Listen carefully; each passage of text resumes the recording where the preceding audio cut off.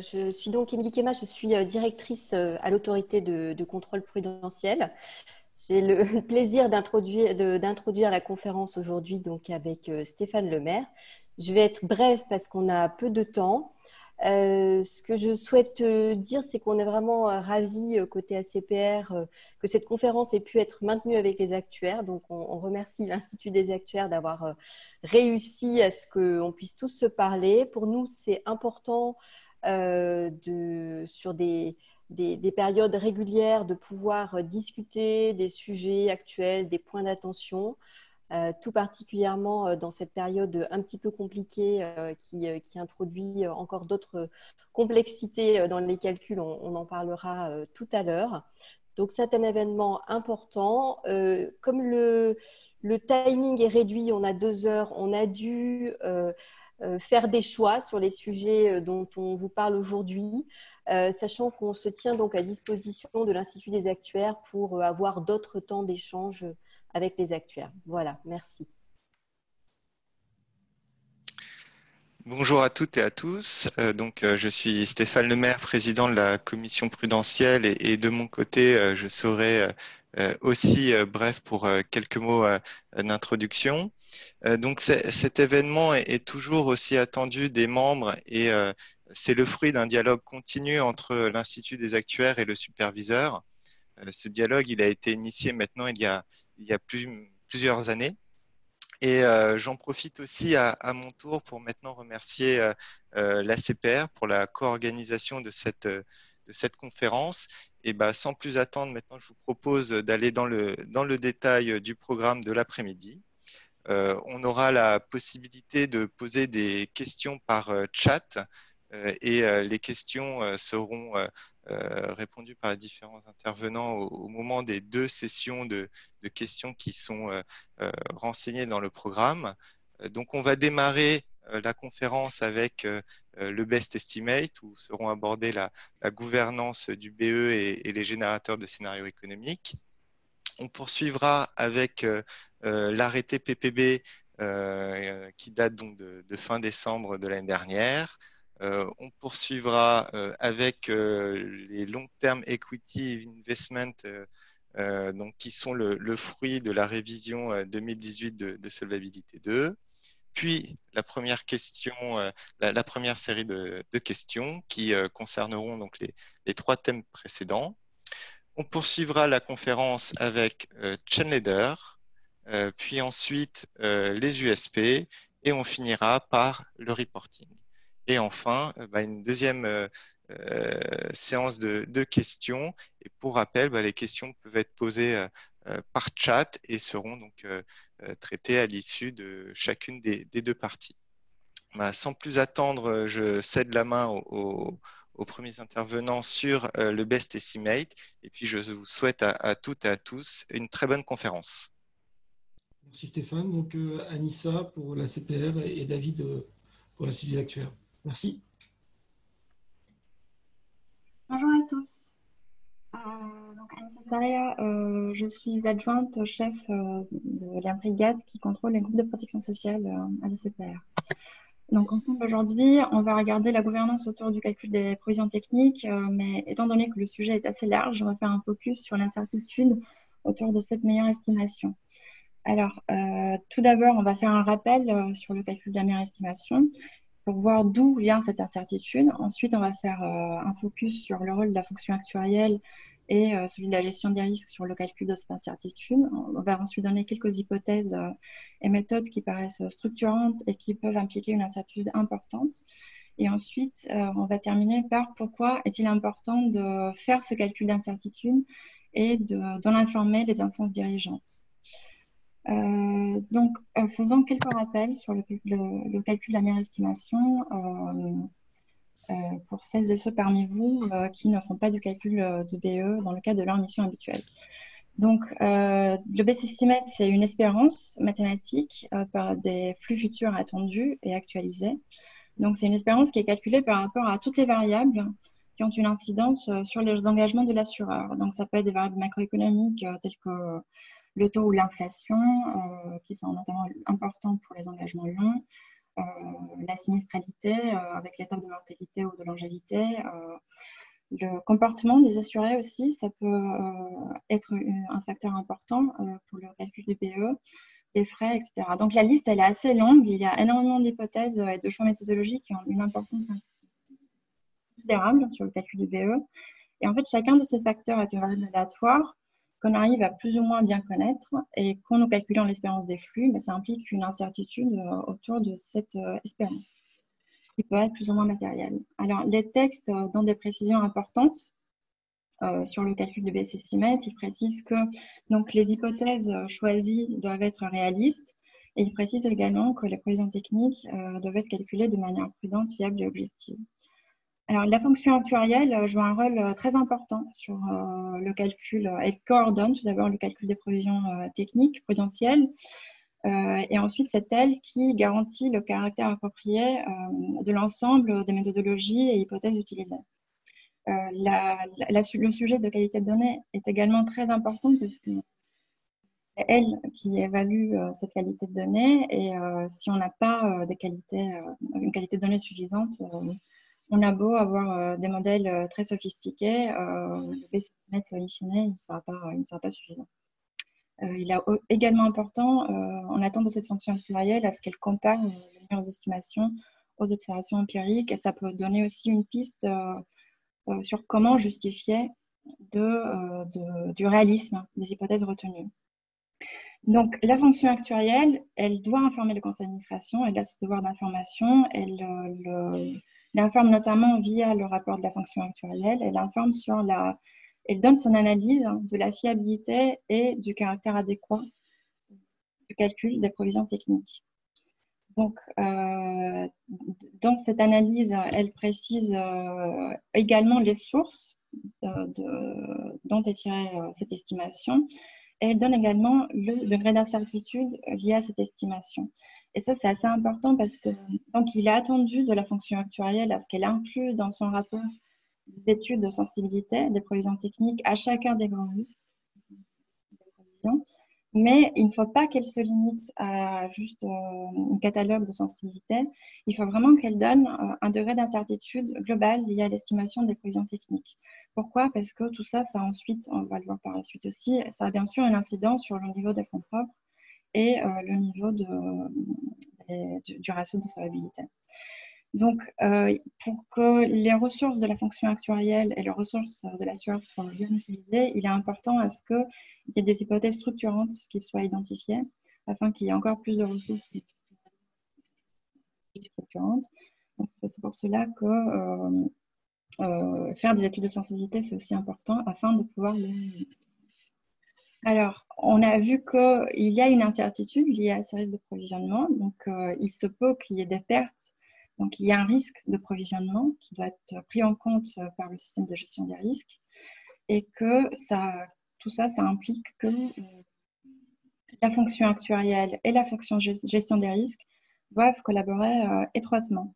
Donc, on sait qu'elles collaborent dans le cadre de l'URSSA, où la fonction actuarielle intervient pour... Est-ce qu'on peut changer de slide?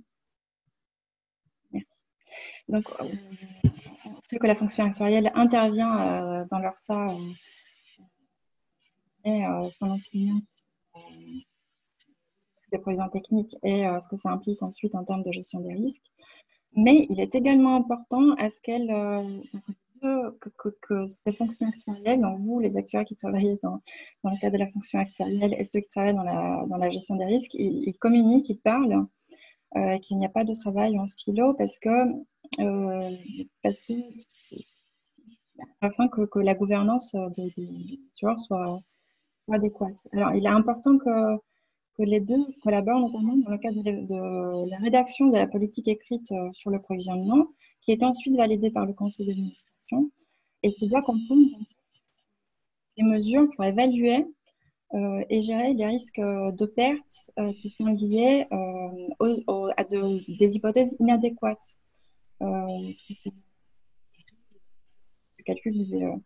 Donc, tous les travaux de la fonction actuarielle sur la fiabilité des provisions techniques, les études de sensibilité, peuvent notamment être utilisés dans le cadre de cette politique. qui est ensuite donné pour validation au Conseil. Et cette politique, il est aussi attendu parce qu'il inclut, comme toutes les autres, les limites de tolérance au risque d'approvisionnement. Donc, il faut que le conseil d'administration se prononce sur quelle est la perte maximale que l'assureur peut faire face en cas de serait lié à un mauvais calcul. Alors, il existe un certain nombre d'hypothèses structurantes. Je ne vais pas passer trop de temps là-dessus parce que les présentations qui vont suivre, GSE, et pour toute la partie fondement d'envie, il faut juste que je dise sur cette partie-là qu'il est important à ce que, par exemple, le nombre de scénarios utilisés dans le cadre des générateurs de scénarios économiques. Plus il y a des scénarios, plus l'incertitude est faible. Et je voulais aussi faire un focus sur le fait que dans les cas où les données sont limitées, dans le cas où il n'y a pas un historique conséquent pour estimer des façons fiables des hypothèses, il paraît nécessaire à ce que des hypothèses prudentes soient choisies. Voilà. Donc, on peut passer à la partie, à la conclusion de cette présentation. Donc, on a pas mal parlé tout au long de cette incertitude globale, du fait qu'il est important de calculer cette incertitude globale et de ne pas se limiter à un catalogue de sensibilité par rapport aux différents facteurs de risque. Il est important d'informer le conseil d'administration de ce degré d'incertitude.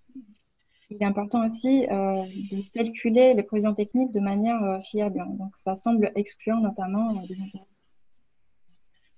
larges autour du best estimate. D'ailleurs, ces intérêts de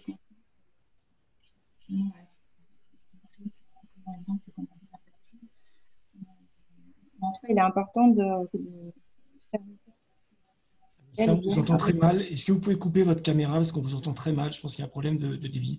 Je suis désolé. Est-ce qu'on m'entend bien? Un peu, allez-y. D'accord. Donc, il paraît important à ce que ces provisions techniques soient calculées de manière fiable.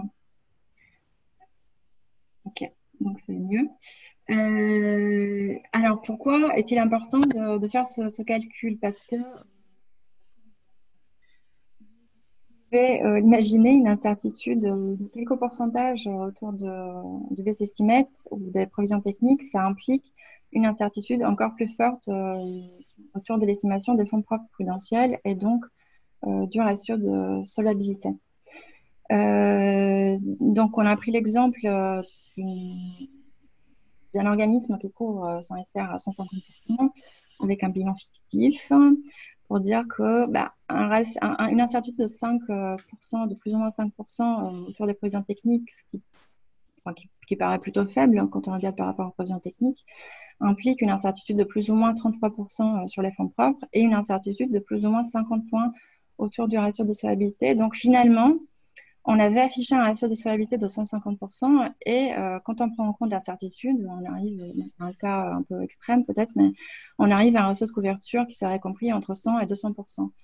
Donc, vous comprenez bien que le conseil d'administration, si jamais il est informé de ce degré d'incertitude, il ne va pas prendre la même décision en termes d'allocation stratégique, donc de gestion d'actifs, mais aussi de souscription, donc souscrire des affaires plus ou moins risquées et rentables, s'il est informé de cette incertitude, parce que ces décisions ne seront pas les mêmes si le ratio est de 100 ou de 200%.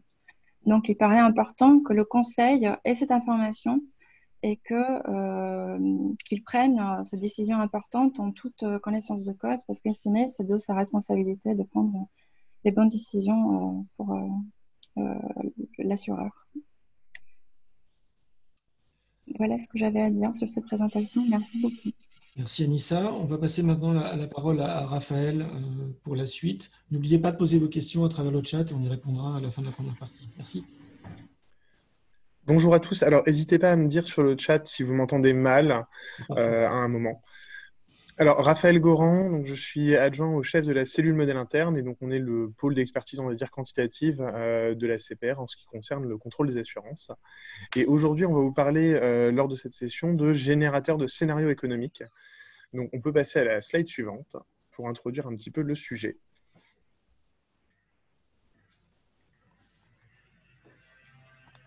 Vous voyez pas ma vidéo? Non. Ah bon? Ah, ça c'est bizarre par contre. Là, vous voyez ou pas? Ou toujours pas? Personnellement, je te vois. Ah oui, on voit bien. Ok, bon bah très bien, parfait. Du coup, donc, comme je vous le disais, donc on va parler de GSE. Et alors déjà un petit mot sur ce que c'est qu'un générateur de scénario économique. C'est un outil qui rentre dans le calcul du BEV. Donc le principe général, c'est qu'à partir de données, qui vont être donc des données de marché et une courbe des taux EIOPA, on va venir simuler des trajectoires de plusieurs variables économiques qui sont pertinentes pour l'actif de l'assureur. Donc il peut s'agir des taux, des actions, du crédit, etc., etc. Et tout cela au long de la projection jusqu'à l'extinction des engagements et dans de nombreux scénarios, en général plusieurs milliers. Ces générateurs de scénarios économiques, ils vont avoir pour objectif finalement de capter la valeur des options et garanties et leur impact, on va le voir, est souvent assez significatif.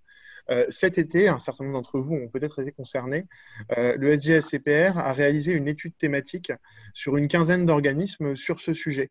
Et donc, on vous annonce aujourd'hui une publication qui aura lieu dans les semaines à venir, donc un retour d'expérience sur cette étude, et celle-ci reprendra l'essentiel des messages qu'on partage aujourd'hui avec vous un petit peu en avant-première. Donc, ouais, parfait, slide suivante, très bien. Donc pour rappel, l'utilisation de méthodes stochastiques pour valoriser les options et garanties, c'est quelque chose qui est une exigence réglementaire. Alors je vous passe le détail là-dessus, mais c'est le préambule 15 notamment qui le demande, et puis un certain nombre d'articles du règlement délégué. Et les textes encadrent ces pratiques au travers de différents niveaux de la réglementation. Vous avez notamment le niveau 2 qui vous précise, grosso modo, 3 exigences. Alors la première, c'est que vous devez être cohérent avec les courbes des taux EIOPA. La seconde, c'est que vous devez être en absence d'opportunité d'arbitrage. Et la dernière, c'est que vous devez être cohérent avec les données de marché. Cette cohérence avec les données de marché couplée à la partie cohérence avec la courbe de taux EIOPA, elle est en soi pas forcément évidente et elle pose un certain nombre de sujets techniques mais qui ne seront pas l'objet de la conférence d'aujourd'hui. Un point d'attention en revanche, c'est tout ce qui relève des notices, donc les orientations EIOPA à la base. Elles apportent un certain nombre d'éclairages sur tout ce qui peut être attendu en matière de gouvernance et de validation statistique. Donc s'assurer que tout est carré. Et ce sont des aspects qui vont nous occuper assez largement dans les minutes qui viennent, puisqu'on a pu relever un certain nombre de pratiques perfectibles chez les différents acteurs du secteur qu'on a pu rencontrer. Donc, comme je vous le disais, le GSE, c'est quelque chose qui a souvent un impact significatif. En moyenne, son utilisation renchérit à elle seule le BE d'environ 2%.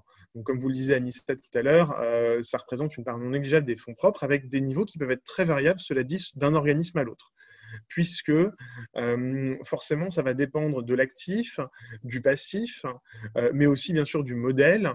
Et donc, évidemment, si vous avez un actif qui est risqué et des garanties élevées, vous aurez une valeur des options et garanties qui sera plus élevée qu'un pair avec des garanties moins fortes.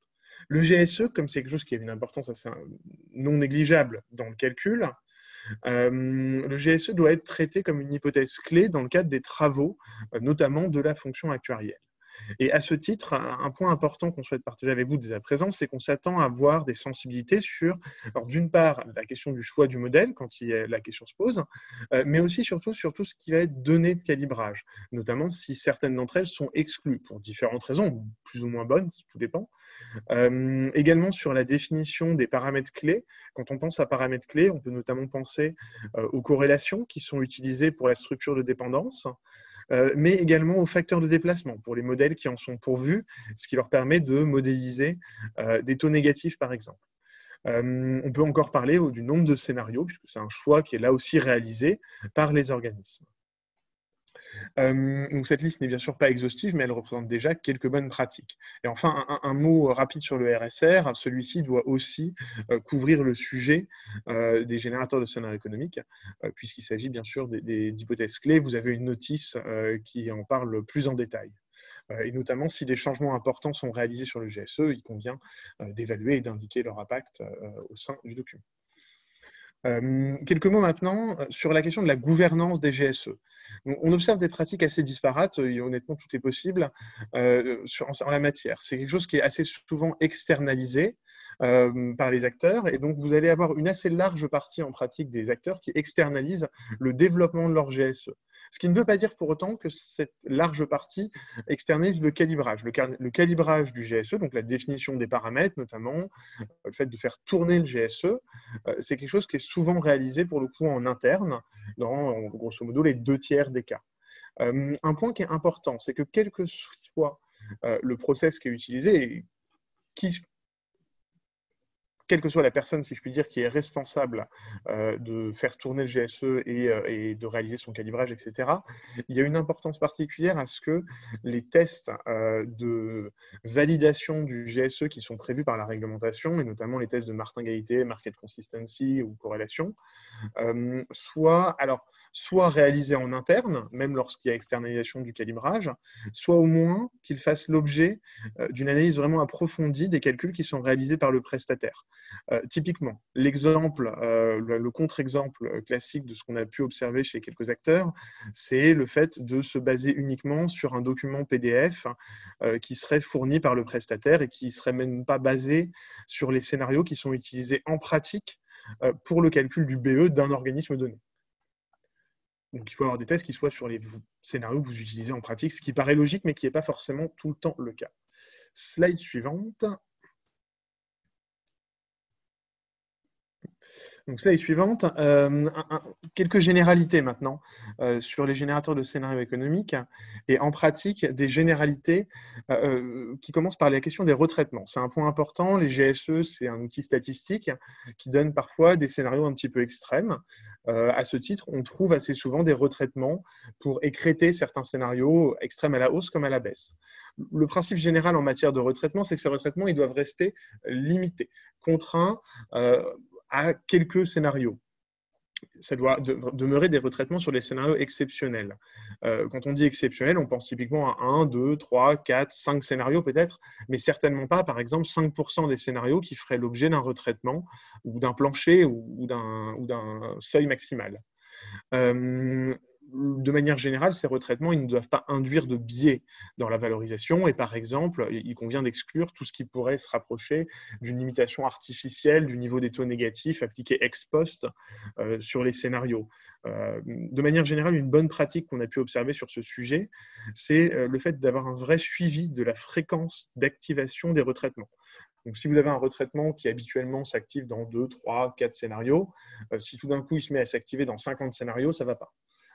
Donc ça, c'est un exercice que vous pouvez réaliser pour vous assurer qu'il reste exceptionnel, comme on dit.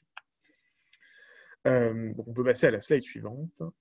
Et donc cette slide suivante, elle a pour objet de rentrer un petit peu plus dans le détail, Anissa en a déjà parlé tout à l'heure, sur la question du nombre de scénarios qui est utilisé pour le calcul du BE. Il influe directement, bien évidemment, sur la précision du calcul. Et donc, un point général, c'est qu'il doit être suffisant pour garantir qu'on a une bonne convergence vers la valeur du best estimate. La valeur étant théoriquement avec un nombre de scénarios infini, mais ça, évidemment, vous ne pouvez pas le faire. Et ça dépend évidemment de chaque organisme, puisque ça dépend de ses options, de ses garanties, de son actif, son passif, etc. Et donc, mécaniquement, le nombre de scénarios peut dépendre d'un organisme à l'autre. Mais une manière de définir objectivement le nombre de scénarios utilisés, c'est de définir un intervalle de confiance pour essayer de connaître finalement l'incertitude qui entoure le best estimate en fonction du nombre de scénarios qu'on a utilisés.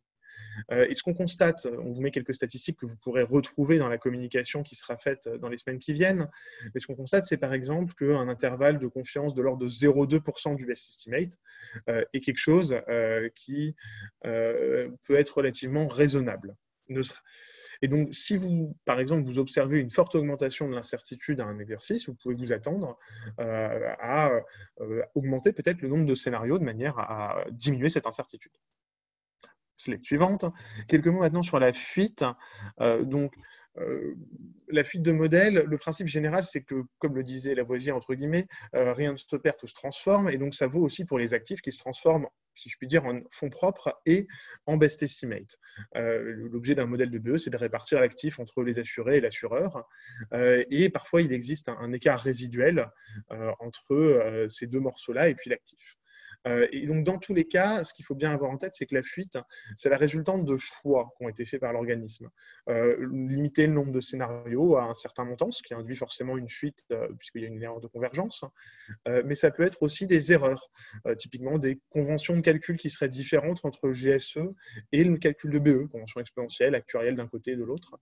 Et donc, comme ça, cette fuite, elle peut être réduite, on va dire, jusqu'à un montant quasiment infinitésimal, en tout cas si on y attache suffisamment d'importance, il convient de l'allouer à minima prudemment lorsqu'il en existe. Et donc, une allocation prudente, ça avait déjà été communiqué dans les mémoires il y a environ 5 ou 6 ans, mais on fait un petit rappel là-dessus. Une allocation prudente, c'est une allocation au best estimate, donc aux engagements si la fuite est positive, et aux fonds propres si la fuite est négative, donc en diminution des fonds propres. Je vous propose de maintenant quitter ces généralités pour passer à des sujets un peu plus spécifiques au GSE et donc à son fonctionnement, entre guillemets, et à commencer par la question des tests statistiques. Donc, les tests statistiques qui sont réalisés, vous en avez plusieurs, hein, Market Consistency, martingalité, etc. Le point important ici, c'est qu'ils ne doivent pas se limiter à des jolis graphes qui seraient mis dans un rapport de calibrage qui serait posé sur un bureau. Les tests statistiques qui sont réalisés sur les GSE, ils doivent être pleinement utilisés pour garantir de la qualité du GSE et des scénarios qui vont rentrer in fine dans le calcul de BE. Et donc, pour ça, il y a 2 bonnes pratiques. La première, c'est de définir des seuils. Ça paraît effectivement pas forcément si étonnant, mais c'est quand même utile. Et la deuxième bonne pratique, une fois qu'on a défini des seuils, c'est d'en faire quelque chose. Donc, de définir une gouvernance en cas de dépassement de seuil. Pour ça, on vous propose une, entre guillemets, traffic light approach, un feu tricolore avec plusieurs actions, vous le retrouverez dans la communication. Mais l'idée, c'est bien d'avoir une gouvernance en cas de dépassement de seuil, en plus du seuil en lui-même. Pour aller un peu plus loin sur la question du seuil, typiquement, on peut le définir à plusieurs niveaux. Et en l'occurrence, c'est important de le définir justement à plusieurs niveaux simultanément. Vous allez à la fois retrouver le seuil au global sur la martingalité de l'ensemble de l'actif et vous allez aussi retrouver une limite d'erreur sur les différentes classes d'actifs parce qu'il est à la fois important de s'assurer que d'une part le modèle dans son ensemble est martingale, enfin que l'actif dans son ensemble est martingale, mais aussi que vous n'avez pas de problème sur certains modèles en particulier. Et pour s'en assurer, rien de tel que d'aller faire les tests à la maille du modèle et pas uniquement à une maille globale. Et donc pour ça, vous pouvez typiquement ventiler un niveau d'erreur entre différentes classes d'actifs, par exemple au prorata de leur part dans le bilan, ou alors en tenant compte également peut-être de la volatilité et de leur propension à générer de la fuite, puisque ça va forcément dépendre des différentes classes d'actifs. Les actions vont générer plus d'incertitudes, enfin, plus d'erreurs de martingalité que les taux, par exemple. Il faut bien évidemment aussi tenir compte des caractéristiques des engagements. Et donc, on ne s'attend pas forcément au même niveau d'erreur à 10 ans, à 15 ans, à 30 ans. Et tous les horizons temporels n'ont pas le même intérêt. Slide suivante, pour terminer sur la question des tests statistiques et clôturer ce point, vous avez la question de quand réaliser ces tests. Comme je vous le disais en début de présentation, il y a un certain nombre d'ajustements qui sont souvent faits sur les générateurs de scénarios économiques, sur les scénarios en tant que tels. Et ces ajustements, ils peuvent biaiser les scénarios, parfois pour corriger des erreurs, mais ils introduisent un biais. Et donc, il est important que les tests qui sont réalisés permettent de s'assurer, d'une part, que le GSE est bien exempt d'erreurs matérielles, et d'autre part, que les jeux de scénarios qui vont rentrer dans votre best estimate sont bien de bonne qualité. Et donc, si on prend un exemple ici, on peut trouver la question du moment matching. Certains d'entre vous le connaissent sans doute, c'est une méthode qui permet de corriger la martingalité et pour la rendre parfaite. Ici, si vous réalisez votre test de martingalité après l'application du moment matching, forcément, de manière certaine, vous aurez une martingalité qui sera parfaite. Pour autant, vous serez absolument aveugle sur la qualité intrinsèque de votre modèle. À l'inverse, pour un test de market consistency, si vous réalisez votre test avant application du retraitement, vous allez vous retrouver avec peut-être un test qui marchera bien, mais qui n'y tiendra pas compte de l'éventuel biais qui aura été introduit par la suite du fait du retraitement. Parlons maintenant du choix des modèles et des facteurs de risque. Alors, tout d'abord, les facteurs de risque. Le point principal sur les facteurs de risque, c'est de ne pas en omettre.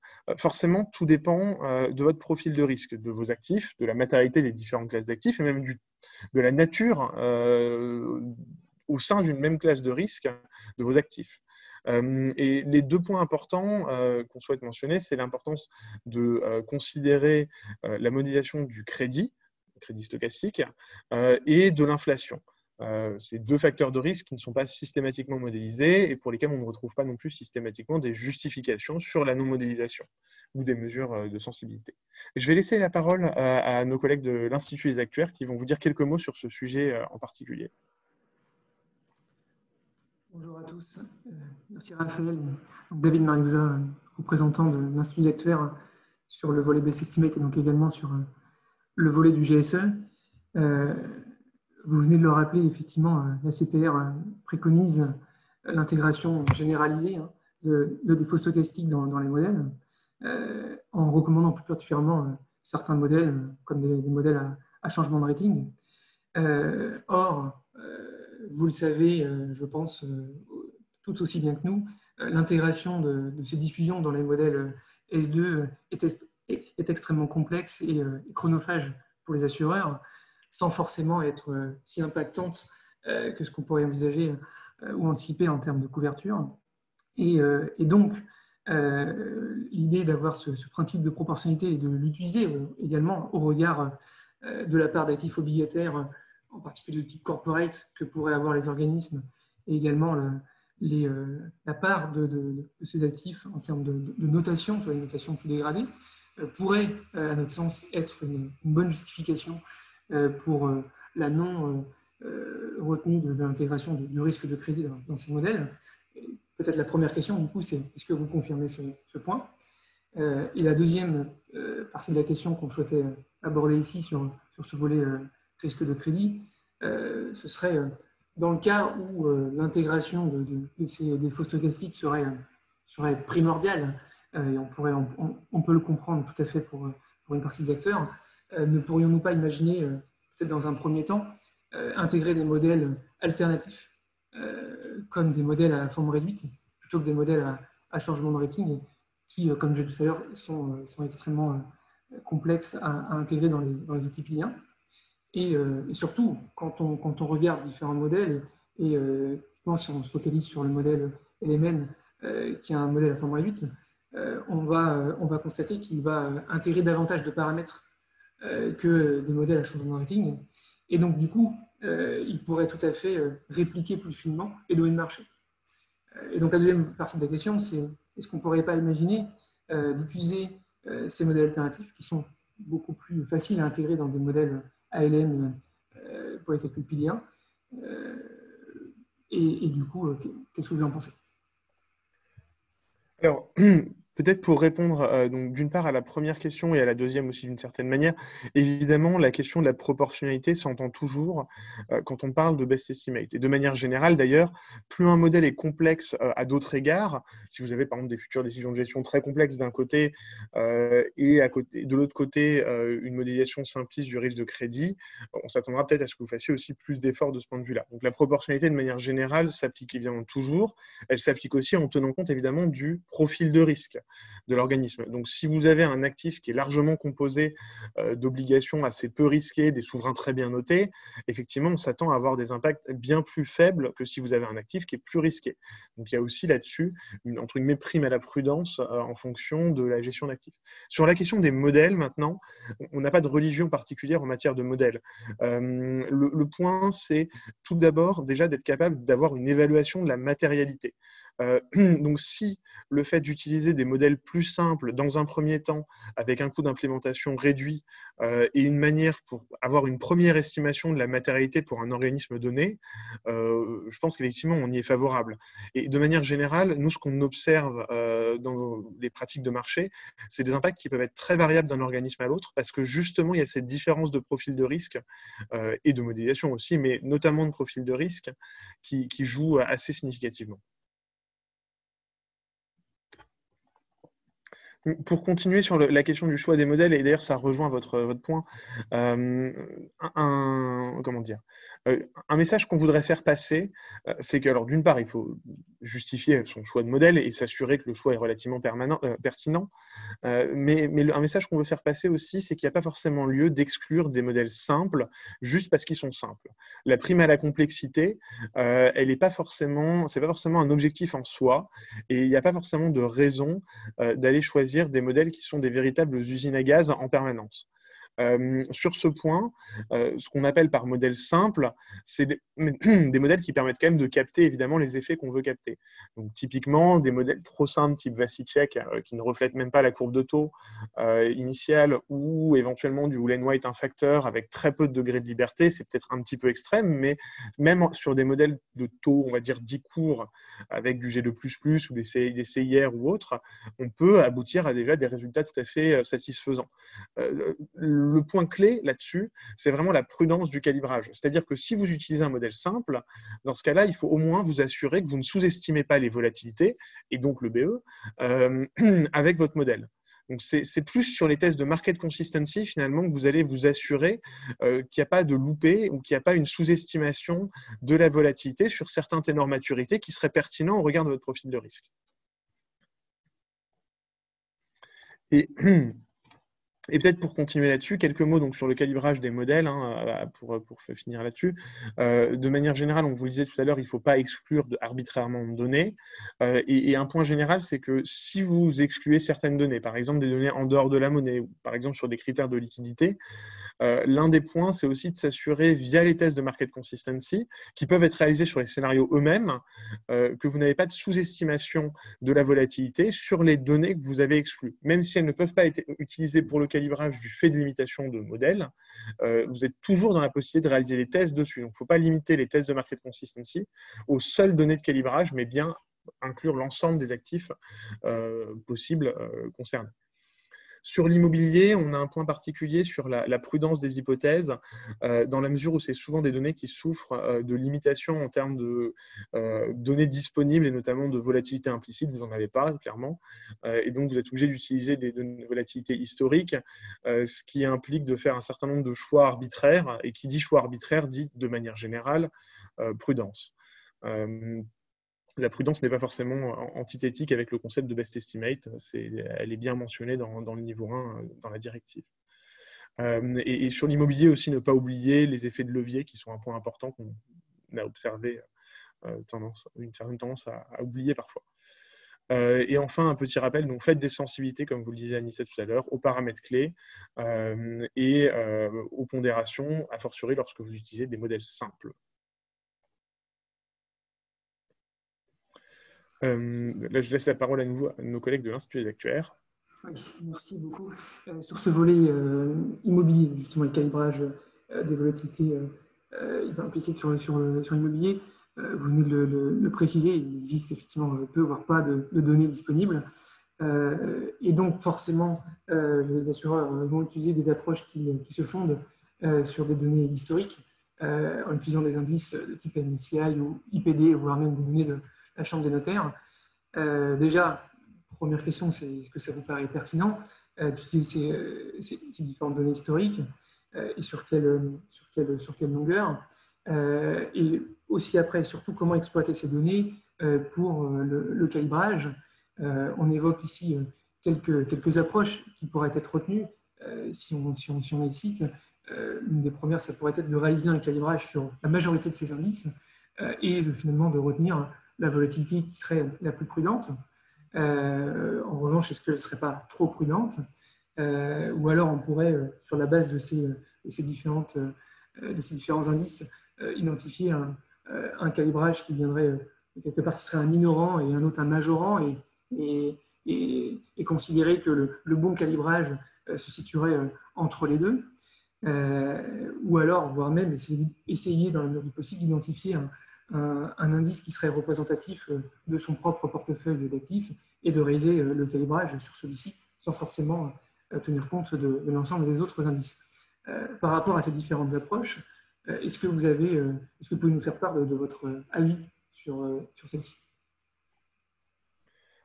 Peut-être pour revenir sur la question de la prudence, globalement, on pense quand même qu'effectivement, dès lors qu'il y a des grosses limitations ou des difficultés à définir une approche qui soit vraiment fiable et robuste sur le plan statistique, il n'est pas inutile d'intégrer un peu de prudence. Après, il y a effectivement des grosses difficultés à trouver des données qui soient vraiment utilisables. Je pense qu'un organisme qui effectivement aurait réalisé plusieurs études de sensibilité, qui aurait cherché à réaliser plusieurs calibrages sur plusieurs indices différents qui soient représentatifs de son portefeuille, qui aurait tenu compte de tout un tas d'effets, on pourrait être globalement à l'aise à condition d'avoir des sensibilités justement à ces différents calibrages et d'avoir une idée de leur impact aussi et de l'incertitude que ça induit sur les provisions techniques.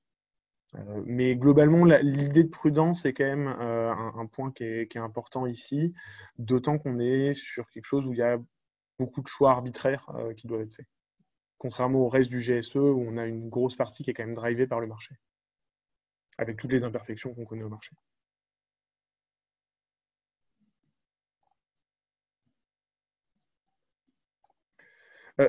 Quelques mots pour conclure cette intervention sur la partie GSE, pour vous faire un petit retour sur l'exercice du Q1. Donc, comme vous le savez, le mois de mars avait été assez mouvementé, alors on est retourné dedans depuis, mais heureusement, les mouvements sur les marchés sont sont bien moins importants qu'ils ne l'ont été lors du Q1.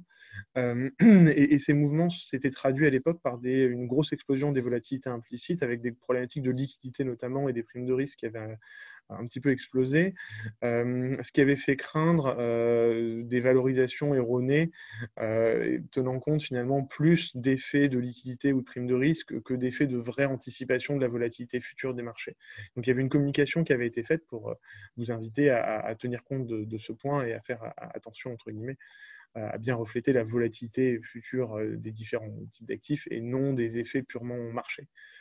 En pratique, les marchés s'étaient un petit peu détendus pour le Q1, ce qui avait simplifié finalement les valorisations. Et de manière générale, on a, en échangeant avec les organismes, en échangeant avec vous, on a compris qu'il y avait eu assez peu de difficultés finalement pour calibrer vos GSE à Q1. Mais il y a quand même deux points qu'on voulait partager avec vous. Le premier, c'est celui qui concerne la martingalité. On en revient sur la question du nombre de scénarios. Ce qu'on peut constater, c'est qu'il y a une forte augmentation de l'erreur de martingalité sur un échantillon d'organismes, par exemple sur les actions ou sur les taux, sur les déflateurs. Et cette augmentation de la martingalité, elle vient aussi de l'augmentation de la volatilité sur les marchés. Et donc, potentiellement, ici, on aurait peut-être pu s'attendre à avoir un nombre de scénarios accru pour maintenir une certaine précision dans les calculs. À tout le moins, c'est ce à quoi on s'attendrait pour un exercice annuel. Ici, c'est un petit peu particulier, on était sur du trimestriel, mais soyez attentifs effectivement à l'évolution de l'erreur de martingalité lorsqu'il y a des gros mouvements sur les marchés financiers. En slide suivante, un autre point, c'est sur celui de la question de la liquidité. Ce qu'on a observé aussi, c'est beaucoup plus de dispersion tout de même sur les volatilités implicites reflétées par les modèles des différents organismes. Donc une dispersion nettement plus importante à Q1 qu'à Q4. Et ça reflète deux choses. Alors d'une part, certainement une dispersion en termes de données de marché pour le calibrage, mais aussi des effets liés à des modèles simples, parfois trop simples, utilisés pour modéliser certains types d'actions, enfin les actions, on va dire généralistes, type CAC 40 Eurostoxx. Et cette dispersion, elle vient aussi du fait que certains acteurs ne modélisent pas la structure par terme des volatilités implicites sur les actions, ce qui peut effectivement poser problème en situation stressée, alors situation stressée importante ou même moins importante de manière générale. Et donc, pour terminer là-dessus, quelques mots de nos collègues de l'Institut des actuaires, à qui je redonne la main. Merci Raphaël. Vous l'avez évoqué sur les erreurs de martingalité Et je ne vais pas y revenir. En revanche, vous avez également évoqué ce contexte un peu particulier qu'on a connu au Q1, même si finalement cette hausse des volatilités était vraisemblablement surtout sur le début du mois de mars et pas tant sur la fin du mois de mars, ce qui fait que les tensions se sont un peu apaisées, on va dire, fin mars, et qu'en plus de ça, on était sur une production au Q1 et pas une production annuelle. Donc il y a peut-être eu aussi moins d'enjeux par rapport à ça. En revanche, on ne sait pas trop de quoi l'avenir sera et on reste toujours sur un contexte du marché qui est très mouvementé, quand même il semble se redresser un peu. Par rapport à ça, on voudrait quand même avoir votre avis sur les différentes pistes de retraitement que l'on pourrait utiliser et que les acteurs pourraient utiliser pour retraiter les volatilités implicites, justement au moment où on considérait que les caractéristiques classiques qu'on attend en termes de liquidité, en termes de transparence, en termes de profondeur, ne sont pas du coup avérées. Et du coup, on évoque ici, sans que ce soit une liste exhaustive, mais 3 méthodes qui nous paraissent plutôt pertinentes à utiliser dans ce cadre-là, qui sont plutôt, encore une fois, dans un contexte stressé.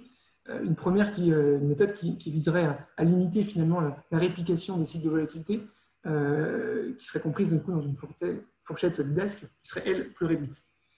Ça, c'est une des premières méthodes. Deuxième, ce serait d'avoir une méthode de lissage des volatilités implicites sur 2 exercices, mais certainement un horizon de 3 mois maximum, mais qui pourrait aussi atténuer ces mouvements peut-être non fondés, ou en tout cas qui ne méritent pas d'être projetés sur 40 ans, qui est à peu près l'horizon utilisé pour la projection et l'évaluation des best estimates. Ou enfin une dernière, qui est une méthode de la volatility anchoring, qui vient finalement lisser les volatilités implicites sur plusieurs exercices en fixant une cible historique et en conservant cette cible historique et surtout en extrapolant ces volatilités vers cette cible. Par rapport à ce que je viens de dire et la présentation de ces méthodes, est-ce que vous considérez qu'elles seraient adaptées dans les contextes stressés qu'on pourrait connaître demain? Alors, de manière générale, sur ces méthodes, on ne peut pas entre guillemets, vous répondre de manière très précise là-dessus pour une bonne raison, c'est qu'elles n'ont effectivement pas été mises en œuvre, en tout cas pas à notre connaissance, dans le cadre de la revue que nous avons menée, par des organismes. Et donc, on n'a pas pu juger de leur pertinence et de à quel point elles pouvaient être bien justifiées ou pas. Mais par contre, ça m'amène à ma réponse principale là-dessus, qui serait que si effectivement ces méthodes étaient mises en œuvre, qui paraissent de manière complètement objective pas du tout impossible, enfin, c'est des méthodes qui peuvent se défendre. Si elles étaient mises en œuvre, on serait évidemment attentif à la manière dont elles sont justifiées et documentées. Et peut-être un point aussi, ça peut être de se rapprocher aussi des fournisseurs de données eux-mêmes dans ce type d'exercice pour savoir quels sont les retraitements qu'eux réalisent sur les données. Car il n'est pas impossible qu'il y ait des retraitements qui aient été faits côté fournisseurs de données sans que ça ait forcément été perçu ou vu directement par les actuaires qui travaillent sur le calibrage des GSE. Mais donc une réponse entre guillemets de Normand là-dessus, pas ni oui ni non, mais il faut bien évidemment le documenter et le justifier de manière adéquate.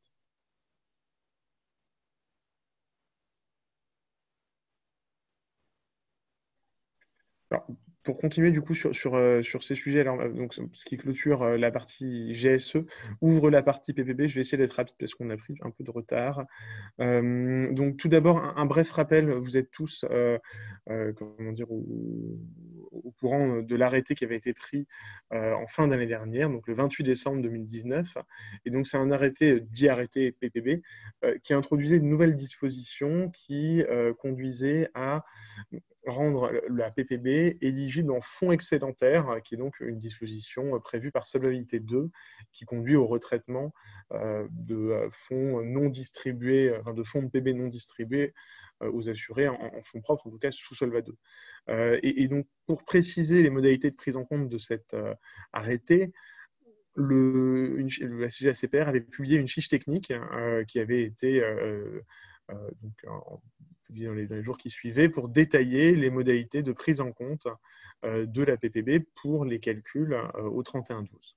Donc, cette fiche, elle précisait deux choses. D'une part, qu'il convenait de déterminer un montant de PPB éligible, et d'autre part, qu'il convenait aussi d'en faire une valorisation économique. Donc, comme espérance des flux futurs actualisés de la PPB qui, dans le modèle de BE, revient à l'assuré, de manière à pouvoir ensuite la retraiter en fonds propres, comme le prévoit le dispositif de fonds excédentaires. Quelques questions avaient été posées sur ce sujet et donc nous allons y répondre rapidement juste pour vous donner quelques éléments au cas où il y aurait des doutes qui subsistent. La première, c'est celle de la méthode forfaitaire. Donc les 70% qui étaient proposés étaient-elles utilisables pour les arrêtés trimestriels? La réponse est oui. Elle devient toutefois nécessaire à partir de l'annuel de l'année à venir. La question suivante est de savoir s'il faut suivre la solvabilité en dehors de la mesure PPB. Alors, bien évidemment, le ratio réglementaire, il intègre bien la PPB. Toutefois, il faut tout de même bien suivre également le ratio hors PPB. Pourquoi? Alors, la première raison, c'est parce que la PPB elle a eu un impact très significatif sur les solvabilités des organismes, et donc ignorer un changement d'une telle importance pourrait conduire à une fausse appréciation de la situation d'un organisme et donner une illusion de solvabilité assez confortable. Alors qu'en réalité, on sait très bien que la situation est relativement détériorée avec des taux qui sont historiquement bas. Les taux EIOPA à fin octobre sont négatifs jusqu'à 19 ans et on ressort à peine et on retourne dedans dans une période de confinement. Donc un environnement qui n'est pas forcément très favorable, qui convient de ne pas effacer, entre guillemets, lorsqu'on tente d'apprécier la situation d'un organisme. Le deuxième point, c'est que la PPB, c'est bien évidemment un outil qui a pour objectif de renforcer les fonds propres des assureurs et leur résilience et la résilience du marché face à un environnement qui est très incertain. Mais il ne s'agit évidemment pas d'un simple effet d'affichage, car le mécanisme permet effectivement l'absorption de choc, mais en revanche, c'est un outil de renforcement des fonds propres, pas de substitution. Et donc, c'est un autre point important et ça pousse aussi à suivre les deux montants. Et enfin, il faut bien tenir compte d'un autre effet, c'est que ce mécanisme, il a en quelque sorte pour effet de précompter l'effet de la mesure si elle était activée, entre guillemets, dans la vraie vie. Dit autrement, cet effet bulle d'air apporté par l'arrêté, il a déjà eu lieu dans les ratios, il est déjà compté, et si la mesure était arrêtée, il n'y aurait plus grand-chose, entre guillemets, de supplémentaire à en espérer. Donc tout cela vous et nous conduit à vous inciter à une gestion des plus prudentes et à considérer bien l'ensemble des informations qui sont à votre disposition, ratio avec, ratio sans. Et il ne s'agit pas de dire que seul le ratio sans PPB importe, puisque c'est bien celui avec qui fait référence, mais il convient de suivre les deux. Et par ailleurs, Solvabilité 2 prévoit une certaine transparence là-dessus, tant vis-à-vis du superviseur que du public, puisque ces informations sont aussi données dans le SFCR.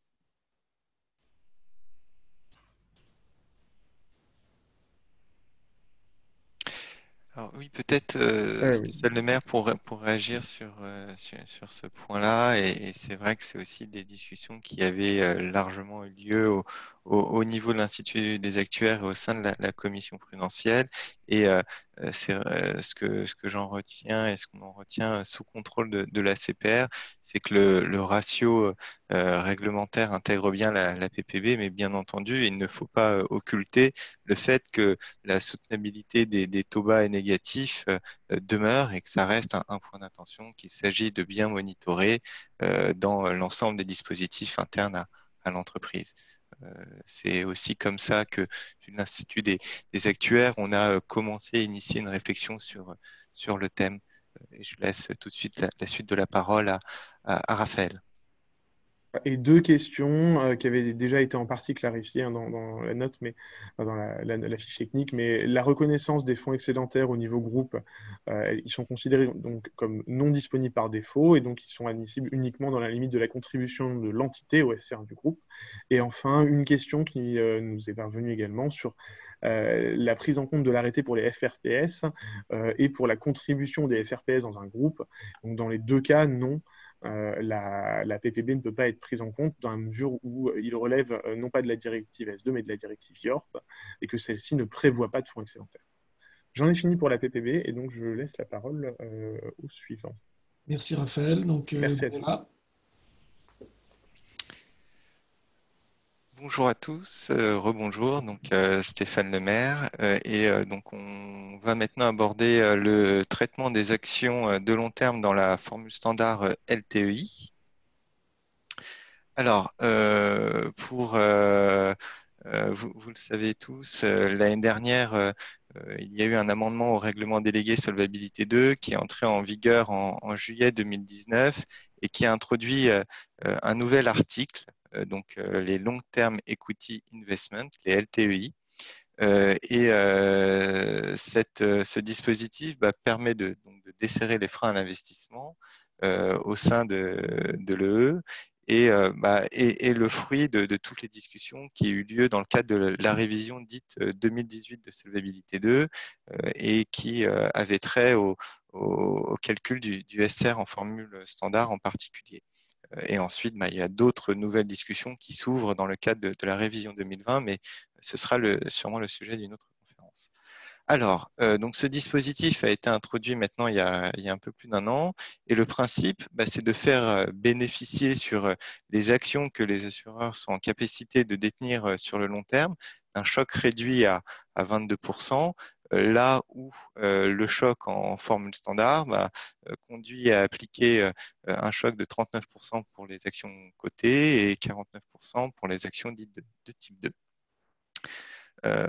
Ensuite, il y a tout des conditions d'éligibilité qui se posent à ce dispositif c'est notamment toutes ces conditions d'éligibilité qui soulèvent un certain nombre de questions pour l'applicabilité opérationnelle en France du dispositif, puisque en France, dans les portefeuilles d'actifs, on a une part assez importante d'actions, donc on va en aborder quelques-unes dans les pages suivantes. Alors, avant de rentrer peut-être dans le détail de ces différents critères, juste en 30 secondes, un rappel des travaux qui ont été effectués au niveau de l'Institut des actuaires ces dernières années. En 2018, il y a une étude d'impact qui avait été réalisée sur la proposition franco-néerlandaise d'aménagement des charges en capital sur les actions, et ça avait été réalisé en collaboration avec PricewaterhouseCoopers. Donc, il y a tout le détail de l'étude qui est disponible sur le site de l'Institut des actuaires et qui, à notre sens, est toujours applicable dans le cadre des discussions en cours de la révision 2020. Donc, ça a conduit à avoir, entre autres, l'amendement au règlement délégué en 2019 et on s'en satisfait. Pour rendre les choses le plus opérationnelles possible au niveau de l'Institut des actuaires, on a essayé d'en proposer une interprétation et une déclinaison opérationnelle du dispositif 171 bis. Et donc là-dessus, il y a une note d'analyse à disposition de l'ensemble des membres de l'Institut des actuaires et même l'ensemble du public, puisqu'elle est publiquement accessible sur le site de l'Institut des actuaires. Alors, une des conditions importantes pour pouvoir profiter du dispositif, c'est de pouvoir détenir les actions dans la durée et au moins sur une période de 5 ans. Et la question se pose de comment est-ce qu'on fait pour évaluer cette durée de détention. Pour l'évaluer, ce que l'on peut faire, c'est notamment utiliser une moyenne pondérée des durées de détention de chacun des titres et de pondérer la durée par les prix, les prix de revient et non pas les valeurs de marché, tout simplement parce que ça offre une plus grande stabilité dans le temps de la moyenne pondérée quand on a des mouvements qui peuvent être assez volatiles sur les marchés à actions. Et puis cette année 2020 est particulièrement marquée par des mouvements qui peuvent être assez significatifs. L'autre point important, c'est que pour pouvoir bénéficier du dispositif de choc réduit et pouvoir identifier un ensemble d'actions éligibles à la mesure, il n'y a pas besoin d'identifier un portefeuille où la moyenne pondérée serait dès à présent supérieure ou égale à 5 ans de détention. On peut dès à présent appliquer le dispositif même si la moyenne est inférieure à 5 ans. Par contre, il y a une contrepartie à l'application de ce dispositif si la moyenne n'est pas atteinte, c'est qu'on ne peut pas vendre d'actifs au sein du portefeuille LTI identifié sous peine de se voir retirer le bénéfice du dispositif. Et enfin, un des points importants, et ça fait l'objet de plusieurs discussions au sein de l'Institut des actuaires, mais on pense que c'est vraiment un point essentiel pour l'applicabilité du dispositif, c'est d'être en capacité de neutraliser les opérations de vendu-acheté sur la durée de détention moyenne, lorsque ces opérations de vendu-acheté se font dans un laps de temps très court, puisque dans ces cas-là, l'objectif qui est recherché par l'assureur, c'est principalement de réaliser des plus-values latentes ou des moins-values latentes pour piloter une production financière et atteindre des cibles fixées pour l'année. Et ça n'a pas très spécifiquement au risque intrinsèque que portent les actions. N'ayant pas d'impact sur le risque action en tant que tel, neutraliser ces vendus achetés paraît une bonne pratique à adopter pour pouvoir atteindre la durée de détention moyenne sur 5 ans. Bonjour, Gwenola Trottin, je suis responsable du service des affaires internationales assurance à la CPR. Et je vais juste compléter ce que vient de dire Stéphane par quelques mots sur notre lecture de certaines exigences liées à cet article et à cette mesure. Et donc en particulier sur les conditions de contrôle par l'autorité, donc par la CPR en l'occurrence, et la lecture de l'expression à la satisfaction de l'autorité. Donc notre lecture est qu'il n'est pas nécessaire de demander une autorisation préalable. Les autres mesures de solvabilité 2 indiquant qu'une autorisation préalable est exigée le mentionnent explicitement, ce qui n'est pas le cas ici. Donc il n'y a pas de documentation à fournir en amont de l'utilisation de la mesure, mais bien sûr, évidemment, dès que le sujet est soulevé auprès de la CPR ou par la CPR. Autre condition, c'est que les portefeuilles d'actions doivent représenter moins de la moitié du bilan. Alors, si on fait le lien avec une autre des conditions qui n'est pas écrite ici, mais qui est une condition du fait que les actions donc les actions de long terme doivent correspondre à la couverture de portefeuilles d'engagement d'assurance liées à des activités clairement identifiées, sans qu'il s'agisse pour autant de cantonnement. Mais donc, si on lit ces deux conditions, ça signifie également que la somme des engagements d'assurance concernés par la mesure ne doit pas non plus représenter plus que la moitié du bilan de l'entreprise. Voici pour cette deuxième condition. Et pour ce qui est des placements dans les fonds, donc il est bien évidemment possible de placer ces actions dans des fonds. Et à ce moment-là, on est face à deux situations. Soit une situation qui correspond au fonds cité dans le considérant 27 qui a été introduit dans les règlements délégués de solvabilité 2 en même temps que l'introduction de cette mesure.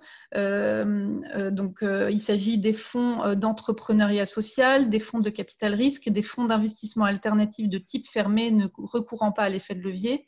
Donc, dans le cas de ces fonds, quand les actions de long terme sont placées dans ces fonds, les conditions de la mesure détaillées dans le reste de l'article ne doivent pas être vérifiées au niveau des actions elles-mêmes, mais au niveau des parts de fonds détenues par l'entreprise. En particulier, par exemple, la condition de la durée de détention sur 5 ans doit être évaluée sur les parts de fonds et non pas par transparisation sur les actions sous-jacentes.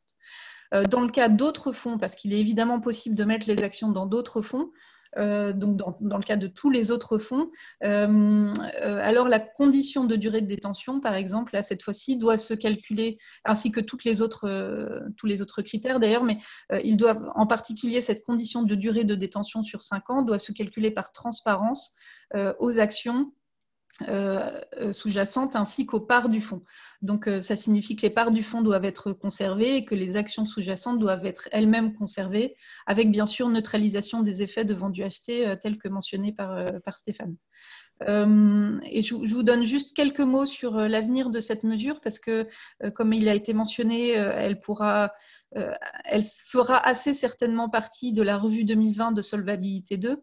Ça peut être visible d'ailleurs dans la demande d'avis qu'a effectuée la Commission européenne à l'EIOPA en février 2019. Il y a tout un chapitre sur les motivations à l'investissement de long terme, donc elle en fera certainement partie. L'idée sera certainement toujours de faire bénéficier d'un choc réduit les actions de long terme, mais il y aura peut-être quelques petites évolutions sur la traduction réglementaire de ce que signifie être une action de long terme. Mais comme de toute façon la revue 2020 fera l'objet d'encore de beaucoup de discussions au niveau européen et qu'elle n'entrera pas en application avant 2023 voire 2024, la mesure des actions de long terme telle qu'on la présente aujourd'hui s'appliquera encore quelques années. Voilà pour cette mesure. Merci. On arrive à la première partie des questions. Donc, Anissa, si vous voulez commencer sur les questions qui vous revenaient. On a un tout petit peu de retard, mais on va essayer de répondre au maximum de questions avant de passer à la partie suivante. Merci. J'ai l'impression qu'il y a pas mal de questions sur le GSE, donc je ne sais pas si Raphaël il veut prendre la main. Anissa, vas-y si tu as des questions. Sinon, il y a un point effectivement sur les GSE. Il y a une question, alors on est déjà un peu en retard, donc on ne va pas y rester très longtemps, mais il y a une question qui est revenue plusieurs fois, c'est celle de pourquoi est-ce que finalement les GSE, c'est compliqué. On n'aurait pas des jeux standards qui seraient fournis par exemple par EIOPA ou voire par la CPR.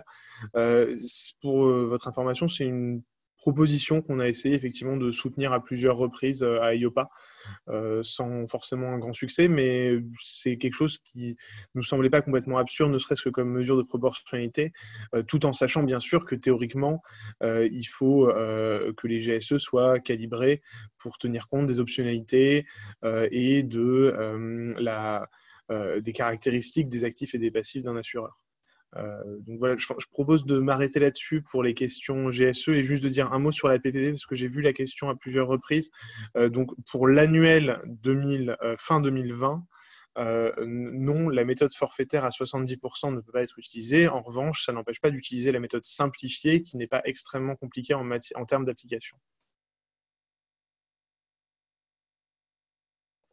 Je passe peut-être la question la main à Stéphane et à Gwenola pour les questions LTEI. Oui, alors peut-être une remarque générale sur les LTEI. Donc là, notamment, il y a une question sur comment fait-on pour définir ou interpréter la notion de portefeuille d'actifs assignés. Donc là, il y a tout un détail de l'interprétation du dispositif qui est donné dans la note sur le site de l'Institut des actuaires. Donc vraiment, je vous invite à aller la lire puisqu'elle se veut assez opérationnelle. Et en pratique, une des propositions, c'est de regarder par rapport à l'existant du travail ALM qui peut être effectué. Donc, s'il y a une gestion actif-passif qui est effectuée à une maille inférieure à celle du fonds général, et c'est le cas dans certains organismes, autant réexploiter cette gestion pratique pour pouvoir documenter la notion d'identification d'actifs pour couvrir un portefeuille de passifs. Je rajoute juste un petit mot sur les pertes. Donc ce point vise à prévenir l'utilisation des actions éligibles à cette mesure pour couvrir des pertes provenant d'un autre portefeuille d'engagement que celui identifié. Mais dans le cas d'un actif général, il ne nous semble pas que cette interdiction fasse obstacle à la mutualisation des produits financiers pour la participation aux bénéfices des différents produits d'assurance vie. Après, effectivement, comme le dit Stéphane, il faut voir quel est le degré de granularité de la gestion active-passif et puis faire du cas par cas.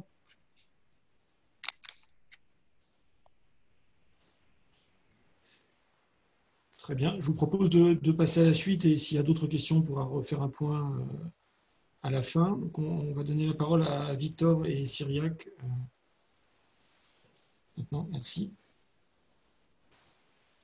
Ouais, donc, merci Samuel. Je vais commencer. Donc, bonjour à tous. Donc, je me présente rapidement. Je suis responsable du groupe de travail sur le provisionnement des sinistres IRD au sein de l'Institut des actuaires et je suis également membre de la commission IRD. L'objectif de cette présentation qui a été montée avec la CPR, c'est simplement de mettre en lumière en fait des points sur lesquels il serait pertinent pour la communauté des actuaires de s'attarder pendant les travaux d'inventaire comptable et prudentiel. Si tu peux juste passer à la slide d'après, Samuel, s'il te plaît. Voilà. Donc, en fait, une analyse rapide du marché en termes de pratiques de provisionnement montre que la pratique la plus utilisée, c'est celle qui consiste à utiliser les cadences de paiement, les cadences de liquidation, qu'on appelle communément chain leader. Donc, et dans le contexte, cette méthode-là se fonde sur des hypothèses d'homogénéité des cadences et puis d'indépendance des années de survenance. Et compte tenu de la conjoncture actuelle, de la crise actuelle, il n'est pas intuitif de se dire que cette méthode-là serait toujours applicable. À minima, faudrait justifier si on continue de l'appliquer. Et donc, c'est le même propos sur ce qui relève du best estimate de prime. On y reviendra un peu plus tard dans la présentation. Samuel, si tu veux. Voilà, merci. Si on rentre un peu plus concrètement dans les travaux de provisionnement, il y a deux étapes principales. La première qui consiste à collecter les données de sinistres, de charges, etc. Et après de constituer ce qu'on appelle des classes de risque homogènes, donc de faire sa segmentation. Et ce qui nous a paru en fait important à réaliser pendant ces deux premières étapes, c'est de comprendre un peu dans quelle mesure 2020 est atypique, donc de discuter avec les gestionnaires de sinistres pour identifier les éventuelles irrégularités dans les règlements ou dans les constitutions de charges de sinistres. Et du coup, de réaliser une bonne affectation de ces charges-là dans des groupes de risques homogènes dans des groupes de risques homogènes adéquats. Et en fait, l'idée aussi dans la partie constitution des groupes de risques homogènes, c'est de se dire est-ce que c'est peut-être pas pertinent, est-ce qu'il ne faudrait pas considérer la constitution d'un groupe de risques homogènes complémentaire qui serait propre au sinistre perte d'exploitation, par exemple, donc d'avoir des groupes de risques homogènes hors perte d'exploitation et en avoir un autre, y compris perte d'exploitation. Donc voilà pour cette slide. Samuel, si tu peux passer à la suite. Voilà, pour le BE de prime, comme je l'évoquais tout à l'heure, juste un petit rappel sur ce que c'est que le BE de prime. En fait, le BE de prime sert à estimer la sinistralité sur les primes futures, donc typiquement les PPNA, ou les primes qui rentrent dans ce qu'on appelle la frontière des contrats qui est définie dans la réglementation solvabilité 2. Et donc pour estimer ce best estimate de prime, il y a une panoplie d'hypothèses. Les deux principales sont le ratio combiné et puis le taux de résiliation des contrats ou une résiliation en nombre des contrats. Et ce qu'on se dit, c'est que compte tenu encore une fois de la conjoncture actuelle, donc avec une baisse d'activité liée au confinement, etc. Il est vraisemblable que ces hypothèses-là ne soient pas les mêmes que les années précédentes. Donc typiquement, ce que demande la réglementation, c'est de considérer des événements non inclus dans les données quand on formule l'hypothèse du ratio combiné. Et sur les résiliations, on peut aussi se dire la même chose en observant par exemple les concurrents qui revoient les tarifs. Donc si on est un acteur qui n'a pas revu ses tarifs, on peut considérer que le taux de résiliation sera peut-être un peu plus important. Donc c'est des points d'attention à avoir à l'esprit quand vous réalisez toutes ces estimations-là. Donc je laisse la parole à Victor qui développera un peu plus sur le BE de sinistre. Merci. Donc merci Cyriac, bonjour à tous, Victor Beauvais de la cellule modèle interne. Vous m'entendez? Je vais considérer que oui. Donc, dans le prolongement de ce que disait Cyriac, il y a donc à la fois la question des données et l'action de la segmentation. Donc, sur le biosinistre, il sera aussi fondamental de bien distinguer par ligne d'activité, par groupe de risque homogène. Et là, comme piste de réflexion qu'on souhaitait vous suggérer sur le biosinistre, il y a d'abord donc justement sur les dossiers exclus lors de la phase de traitement des données, évaluer de manière réaliste le plus possible, et en particulier dans le dossier, bien prendre en compte les frais juridiques et les frais d'expertise. Quand vous faites votre chain leader, il pourra être envisagé d'exclure les nouveaux points du triangle, puisque évidemment, avec cette année atypique, ça peut être, on peut avoir des coefficients de passage qui seront très différents et qui pourront ne pas forcément s'appliquer correctement aux années précédentes. Donc justement, ça pourra nécessiter de distinguer la dernière année de survenance des années précédentes. On estime aussi qu'il serait souhaitable de tester plusieurs méthodes de provisionnement et d'analyser des écarts. Et on peut notamment envisager des méthodes basées sur des scénarios de confinement pour les sinistres particuliers, mais pas forcément uniquement. Et en cas d'écart qui nous semble qu'on n'arrive pas à justifier, qu'on n'arrive pas à comprendre, la meilleure estimation devra intégrer de la prudence. Donc ça, c'est quelque chose qui avait été mentionné par mes collègues, Madame Kaja et Monsieur Goran précédemment.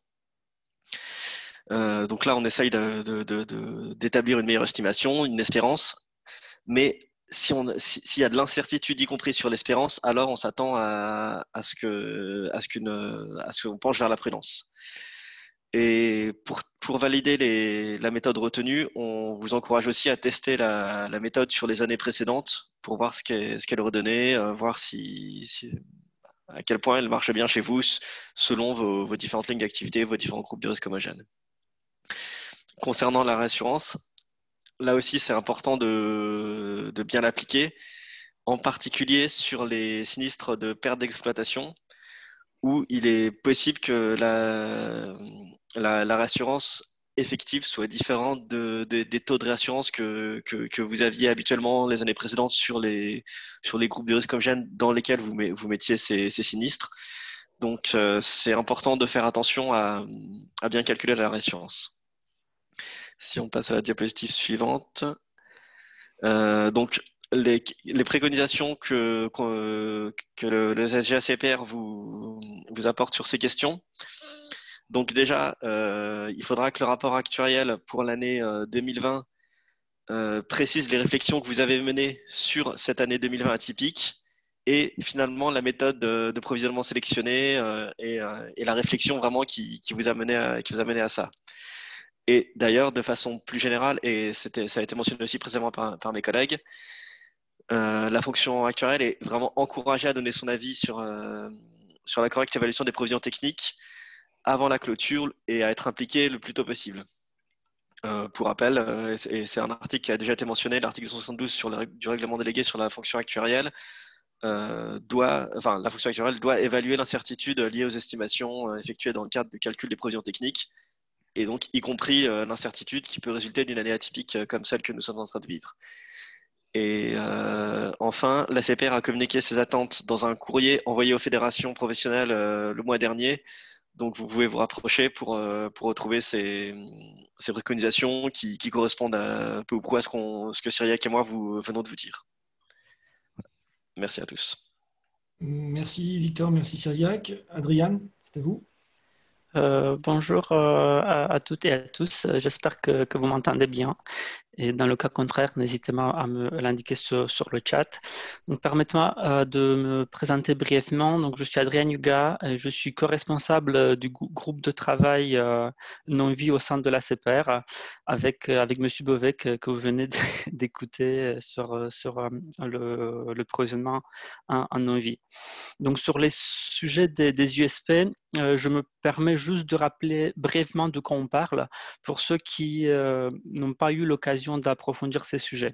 Donc, dans le cadre de la formule standard, il est possible pour les risques non-vie et santé non similaires à la vie d'utiliser des paramètres propres à l'entreprise, donc dites USP, mais dont la méthodologie d'estimation est prévue par le règlement délégué.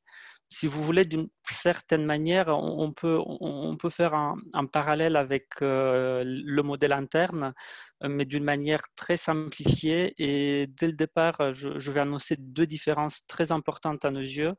La première, c'est le fait que les USP sont calculés au niveau de segments d'activité solvabilité 2. Donc, il est impossible de faire une segmentation, comme c'est le cas des modèles internes. Donc, c'est beaucoup plus rigide. Et en plus, l'encadrement des USP, et ici j'entends par la réglementation, est très limité par rapport à ce qu'il y a dans les modèles internes, ce qui nous ramène un peu à la présentation d'aujourd'hui. Donc, dans un contexte des dernières années qui a été marqué par plusieurs demandes d'USP, il nous a semblé pertinent de faire un retour d'expérience avec vous lors de cette conférence. Donc, tout d'abord, je parlerai du processus d'approbation des USP. Ensuite, je rappellerai les attentes du SGACPR, notamment en ce qui concerne la qualité des données. Et ensuite, je partagerai avec vous les bonnes pratiques et certains points de doctrine que nous avons identifiés lors des dernières années, justement grâce aux demandes qui ont été faites. Donc, le premier slide sur la procédure habituelle d'approbation, vous trouvez la suite chronologique du processus habituel d'approbation. De mon côté, je vais essayer de dérouler le raisonnement à l'envers pour essayer de vous convaincre de l'importance de ce point. Donc, après le dépôt de dossier, l'ACPR a 6 mois pour répondre à la demande. Mais malheureusement, à cause de toutes les contraintes administratives, ces 6 mois sont grandement dédiés à l'instruction du dossier et malheureusement moins à son analyse. Donc, afin qu'un échange constructif se crée et pour assurer que la réponse finale soit celle souhaitée par tous, in fine, un contrôle sur place est généralement organisé en amont du dépôt officiel. Donc, ensuite, il faudra prévoir du temps pour résoudre aux insuffisances identifiées lors de ce contrôle. Mais afin d'organiser ce contrôle sur place, nous avons besoin que les sociétés d'assurance, et par assurance, c'est avec un grand 1, donc j'inclus bien les instituts de province et les mutuelles, devront d'abord se rapprocher des brigades pour justement pouvoir organiser son contrôle sur place. J'insiste sur ce point, ce contrôle sur place devrait se faire sur un dossier à blanc que nous appelons communément à blanc, qui doit être largement stabilisé afin que les échanges puissent permettre à la bonne instruction du dossier. Donc, en conclusion, et avec le risque de me répéter, dès qu'un projet USP commence à être étudié au sein de la société, n'hésitez pas à informer tout de suite la brigade de contrôle en charge de votre organisme pour le bon déroulement de ce processus d'approbation qui, comme vous voyez bien, va bien au-delà de 6 mois d'instruction. Donc, si on passe au prochain slide, sur la qualité des données, je pense qu'il y a 2 slides qui sont passés très vite. Oui, merci. Donc, le principal point de contrôle est la qualité des données. Je pense que c'est le prochain slide. Merci. Donc oui, comme je disais, le principal point de contrôle reste la qualité de données. Et je pense qu'en tant qu'actuaire, vous savez encore mieux que nous que le sujet le plus important avant de commencer à faire tout calcul reste la qualité des données. Donc, comme en plus ces méthodes USP sont fixées par le règlement délégué, notamment la méthode de calcul de l'USP, c'est très important de démontrer tous les caractères exhaustifs, exacts et appropriés des données afin que le dossier soit considéré comme satisfaisant. Donc, dans les 3 prochains slides, je vais aborder un peu les points de doctrine de l'ACPR qui sont plutôt des réponses qui ont été soulevées lors des contrôles et des demandes d'USP, certains points d'attention et aussi des bonnes pratiques. Donc, dans le tout premier slide, le premier point d'attention, c'est le périmètre. C'est-à-dire, il est entendu que la demande de USP porte sur l'intégralité des segments d'activité. Et les exceptions devraient être plutôt marginales et en tout état de cause très bien justifiées. Le message derrière, je pense que vous l'avez bien compris, nous voulons nous assurer qu'il n'y a pas de cherry picking entre les différents segments d'activité. Le prochain point explicite une des orientations IOPA sur les USP et qui a été repris dans la notice ACPR. Et peut-être vous êtes moins au courant, mais ça a été repris dans la notice ACPR sur le SR en formule standard. Donc, il n'y a pas de notice spécifique USP et peut-être c'est aussi pour cela que c'est bon connu. Et cette orientation sur laquelle je veux m'attarder un petit peu, c'est sur la continuité de la conformité. Et dans ce contexte, on s'attend que la société d'assurance vérifie l'adéquation de l'USP à son profil de risque en calculant une variation du SR par rapport à l'année de l'approbation. Et afin que le calcul soit pertinent, on propose que le calcul soit effectué toutes choses égales par ailleurs, y compris le facteur de crédibilité qui est parfois utilisé dans les calculs des USP. L'idée derrière, c'est de ne pas analyser une variation du SR par rapport à d'autres risques, mais de bien comprendre la variation du SR par rapport à l'évolution de l'USP lui-même. Et le moyen le plus efficace de communiquer cette évolution est de notre point de vue l'ORSA. Et en cas de variation significative de SR, calculer variation de toutes choses égales par ailleurs, on s'attend que la société dépose une nouvelle demande afin de s'assurer que l'USP correspond toujours au profil de risque de la société. Pour ceux qui peut-être sont plus habitués avec les modèles internes, c'est une manière de répliquer, si vous voulez, une sorte de politique de changement de modèle qui nous permet de prendre le temps et de regarder en cas d'évolution significative du SR que l'USP est toujours, qu'il correspond toujours au profil de risque de l'entreprise. Donc, si je reviens à l'approbation des USP, les annexes du règlement délégué prévoient également des tests afin de vérifier les hypothèses sous-jacentes aux méthodes. Donc, dans le cadre de cette conformité continue, on s'attend également que ces tests soient réalisés sur une base annuelle et partagés avec l'autorité dans le cadre de l'ORSA. Donc, si on passe au slide suivant, comme certains d'entre vous le savent bien, une des méthodes pour le calcul des USP est basée sur l'analyse des boni-malus du best estimate. Donc, on regarde ce qui a été prévu, ensuite ce qui a été réalisé, et ensuite on essaye de déduire, si vous voulez, un risque, un écart type sur cette série statistique. Le seul problème, c'est que le best estimate n'existe que depuis quelques années. Et donc, avec d'autres autorités européennes, nous avons convenu de donner la possibilité de reconstituer des meilleures estimations pour les années avant 2016. En revanche, on s'attend qu'une unique méthode soit utilisée pour l'ensemble de l'historique reconstitué et que cette méthode ne change pas dans le cas d'une réponse positive à la demande d'approbation. Et tout changement de cette méthode de reconstitution étant considéré comme fondamental au calcul, pour nous, elle ne pourrait changer cette hypothèse ne pourrait se faire que dans le cadre d'une nouvelle demande de candidature, afin qu'on puisse regarder que le profil de risque est toujours bien respecté, même via ce cadre de changement de modèle. Toujours en lien avec les reconstitutions DBE, mais qui est aussi une réflexion qui s'applique de manière plus générale, le règlement délégué prévoit d'estimer les USP ou sur des données brutes de réassurance ou sur des données nettes de réassurance.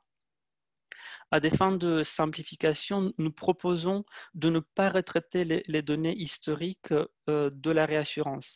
Et je pense notamment à tous les traités non proportionnels, à l'évolution des portées, des priorités, de l'inflation. Donc, il nous paraît très compliqué de pouvoir retraiter tous les programmes de réassurance passés euh, euh, pour, euh, pour rendre les données in fine homogènes. Et donc, dans ce contexte, on propose que le calcul des USP soit plutôt fait sur des données brutes de réassurance et ensuite appliquer le programme de réassurance de l'année en cours afin de prendre en compte un USP donc net de réassurance. Donc, on passe au slide suivant. Et toujours en lien avec cette méthode de calcul des USP en regardant les bonimali de best estimate, un best estimate implique aussi l'idée d'actualisation. Et vous savez bien que la courbe de Toyopa change tous les ans. Donc, on se dit, ce changement de courbe de taux pourrait peut-être introduire un risque de taux. Et donc, on ne voudrait pas qu'un risque de taux qui est déjà pris en compte par ailleurs dans la formule standard soit reflété aussi dans les USP. Et donc, on propose qu'une unique courbe de taux soit utilisée pour l'actualisation de l'ensemble des BE. Notre expérience sur les dossiers passés ont montré que le choix de la courbe de taux a peu d'impact. Néanmoins, on s'attend à voir cette démonstration dans le cadre du dossier. Et en ce qui concerne le choix de la courbe de taux, en fait, juste pour donner quelques réflexions, on n'a pas de doctrine précise, mais ça peut être justement parce que l'impact est très limité, mais ça peut être tout aussi bien la dernière courbe de taux IOPA, ça peut être tout aussi bien celle de 2016, et je ne sais pas pourquoi même pas une courbe de taux avec un taux flat. En fait, le but, c'est d'avoir une unique courbe de taux. Et donc, un dernier point d'attention concerne l'homogénéité des risques au sein d'un segment. Cette homogénéité est analysée au regard des tests statistiques, pour démontrer que les hypothèses sous-jacentes aux méthodes utilisées pour le calcul des USP soient bien vérifiées. Et notre expérience nous a montré que le segment de responsabilité générale est plus difficile, on va dire, à démontrer cette homogénéité. Donc, on voulait attirer votre attention et qu'on fera davantage attention à cette démonstration pour ce segment. Et pour finir, je vais rappeler juste deux bonnes pratiques. La première concerne une des méthodes de calcul de l'USP sur le risque de réserve, donc le slide suivant, 52. Donc la deuxième méthode préconisée dans le règlement délégué est une méthode très proche de celle de Merz-Wüthrich. Donc dans ce contexte, on s'attend que la longueur d'historique utilisée pour le calcul de l'ISP soit identique avec celle du calcul de la meilleure estimation donc, que vous utilisez et qui est rapportée à la CPR dans les QRT sur une base annuelle. Et la deuxième bonne pratique concerne l'évolution de l'USP. Je vous disais tout à l'heure qu'on s'attend que l'adéquation profil de risque soit regardée au niveau du SR global, mais nous avons aussi identifié comme bonne pratique le fait de regarder cette variation à un niveau plus granulaire, par exemple au niveau du SR non-vie ou même du SR prime et réserve en fonction de où les USP sont utilisés. Donc, merci pour votre attention. J'essaie d'aller le plus vite possible pour donner un peu de temps aux questions à la fin. Je passe la parole à Rémi pour la suite de la présentation. Merci Adrien. Rémi? Oui, bonjour à tous et à toutes. Donc, je vais vous faire un petit point d'actualité qui sera assez court sur le reporting. Un point d'actualité aussi, quelques points d'attention sur la qualité des données, mais c'est essentiellement une discussion à la fois sur la revue S2, sur les événements liés au Covid-19 et les mesures d'aménagement qui ont pu être prises, et aussi donc, quelques points de qualité des données. Donc sur les petits points d'actualité, ce que nécessairement la plupart d'entre vous sait déjà, c'est que contrairement à l'année dernière, on avait pu en parler ici même et dans d'autres cadres, la taxonomie EIOPA 2.5 ne présente très peu de modifications de fond, enfin n'en présente pas d'ailleurs.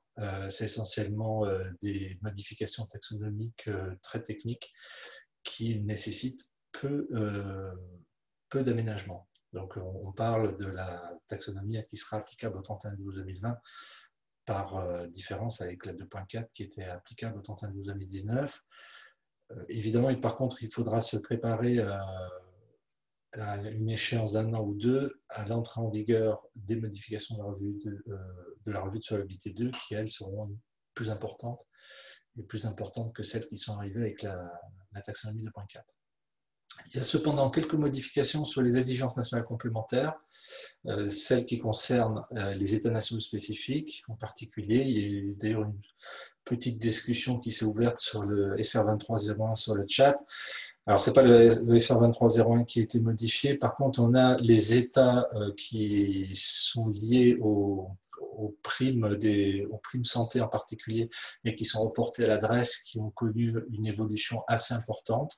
En particulier, le FR 1402 et le FR 1403. On a aussi quelques modifications, donc, notamment sur le support euro-croissance par échéance, niveau de garantie et référence sur le FR 2001, sur l'état des taux servis et le suivi des provisions mathématiques vie par contrat.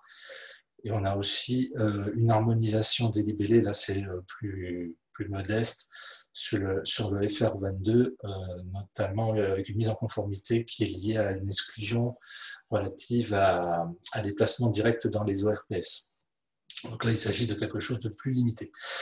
Sur les sujets qui sont dans le cadre de la revue Solvabilité 2, pour citer que les majeurs qui sont toujours en discussion, je rappelle que là, à ce titre, actuellement, on est dans une situation transitoire où l'EIOPA doit répondre au call for advice de la Commission, et que donc aucun point n'est à ce stade complètement définitif et complètement cadré. Donc on est sur des hypothèses de travail. On a la revue de l'article 35 de la directive. L'article 35 de la directive, c'est un article, notamment dans ces alinéas 6 et 7, qui prévoit que les autorités peuvent exempter jusqu'à 20% de leur marché, en particulier pour le reporting trimestriel européen. C'est aussi applicable pour les exonérations des agences de notation. Et donc cet article et cette exemption, qui est une forme de proportionnalité assez globale, a vocation à être déclinée, donc en quelque sorte davantage de critères, sur la base d'une approche par les risques, donc sur la base du profil de risque de chaque entité, et avec éventuellement des seuils plus précis, plus nombreux. Donc là, on est actuellement sur cette tendance, même si rien n'est encore complètement définitif.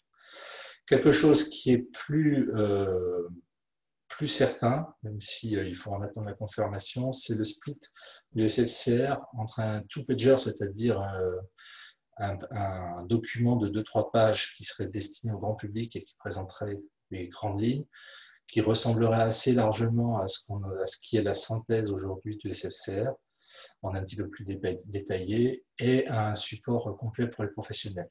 Il n'empêche que même si ce split serait mis en œuvre, les conditions d'accessibilité resteraient les mêmes pour les deux documents. On a la reconfiguration du RSR pour supprimer les doublons, notamment avec l'information publique, c'est-à-dire celle du SFCR. On a aussi une possibilité, c'est un peu moins certain, d'enrichir les données disclosure, c'est-à-dire les annexes, les données chiffrées qui sont annexées au RSR, de les enrichir, celles du SFCR, voire même d'en ajouter dans le RSR, en particulier pour les organismes sous modèle interne. Et enfin, point également qui a fait l'objet pendant longtemps et qui fait toujours l'objet de débats, c'est la proposition d'un audit externe sur le balance sheet, c'est-à-dire sur l'une des annexes du SFCR qui est portée à la connaissance du public, le bilan, qui pourrait faire l'objet d'un audit extérieur. Voilà pour les grands sujets. Les autres évolutions probables sur le SFCR et qui sont des évolutions qui résultent de constats, en particulier de l'EIOPA, mais qui ont fait l'objet ici et dans d'autres présentations l'année dernière et l'année précédente de points d'intention de notre part, c'est le fait, c'était à la fois français mais aussi européen, le fait qu'il reste des assureurs qui ne disposent pas d'un site web pour publier leur information publique. Le fait aussi que quand bien même ce site web existe, l'accessibilité du SFCR, c'est-à-dire de l'information publique, n'est pas toujours pleinement assurée, en tout cas pas toujours, c'est essentiellement la facilité d'accès qui est en question. On a aussi comme autre point d'intention, parce que c'est un obstacle à une exploitation digitale, industrialisé, c'est un point de détail, mais le fait qui est bien moins son importance, c'est le fait qu'un certain nombre de SFCR sont composés d'images scannées qui donc sont difficiles à industrialiser numériquement, même quasi impossible en fait sauf à déployer de nombreux moyens à exploiter donc numériquement. Donc, ce qui peut se profiler a priori à partir de l'année prochaine, sous réserve de confirmation, c'est l'obligation de publier le SFCR dans un format machine readable et aussi l'obligation de préciser dans la remise annuelle XBRL l'URL d'accès au SFCR. Voilà pour les points d'évolution.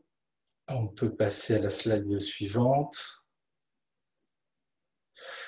Donc sur la qualité du reporting, donc un petit retour sur les incidences du contexte du Covid-19. Vous le savez, en mars, il y a eu un certain nombre d'aménagements transitoires qui ont été mis en place pour tenir compte des difficultés, notamment dans les délais, pour les délais et pour les signatures électroniques.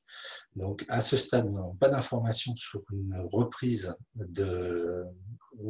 sous une forme nouvelle, même atténuée, de ces allègements, sachant que le deuxième confinement est moins comment dire, intense que le précédent.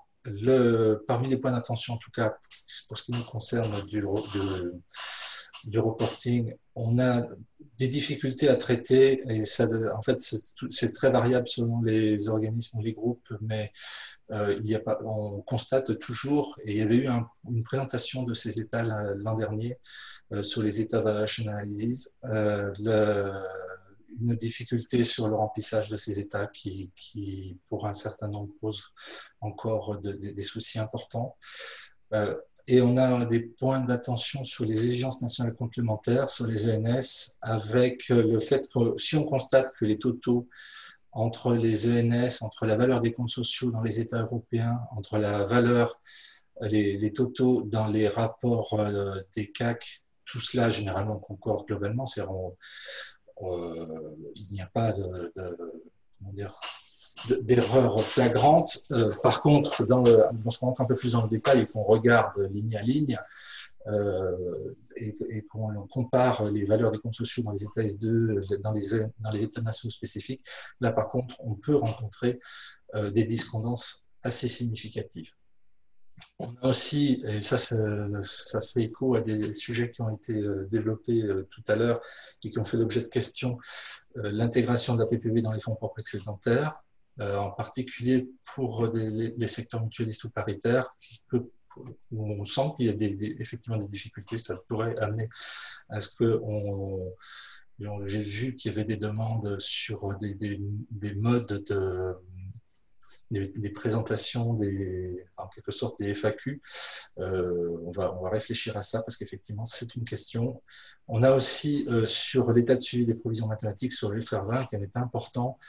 On a parfois des agrégations alors que ce qui est attendu, c'est des indications ligne à ligne. Donc, c'est un point d'attention sur ces sujets. Voilà pour ces points. Et on a une dernière chose sur les changements majeurs. Donc, sur les changements majeurs, vous le savez, ce n'est pas un point de reporting périodique, c'est par contre un point de reporting réglementaire. Alors, quelle est la différence? Le reporting périodique, c'est qu'on l'attend régulièrement, selon un délai particulier. Le reporting réglementaire, c'est un reporting qui est institué. Tout reporting périodique est réglementaire, mais tous les reportings réglementaires ne sont pas nécessairement périodiques. Les changements majeurs n'interviennent que s'ils sont intervenus au sens de l'article 54 de la directive. Et dans ce cas-là, le plus rapidement possible, l'organisme ou le groupe publie ce qui a été les parties du SFCR qui sont impactées, par exemple l'activité, résultats, solvabilité, fonds propres, pour citer les principaux, mais ça peut aussi parfois être la gouvernance, les parties du SFCR qui sont impactées par un changement majeur qui l'a affecté. Jusqu'à présent, on n'a pas fait de communication particulière sur ce point et on n'avait même pas prévu, à proprement parler, de points de reporting dans notre système d'information du fait du Covid-19 et du fait que via la communication qu'on a faite en relation avec les IOPA sur le sujet du Covid-19 et le fait que ce Covid-19 représente un changement majeur, on va, donc ça sera pas, c'est même plus une modalité d'organisation qu'autre chose, mais on va mettre en place un point de reporting particulier pour ces changements majeurs. C'est quelque chose que, compte tenu des circonstances, on regardera d'un petit peu plus près à l'avenir. Voilà pour un panorama du sujet. Merci beaucoup Rémi. Il nous reste une grosse dizaine de minutes pour des questions, donc je vous laisse.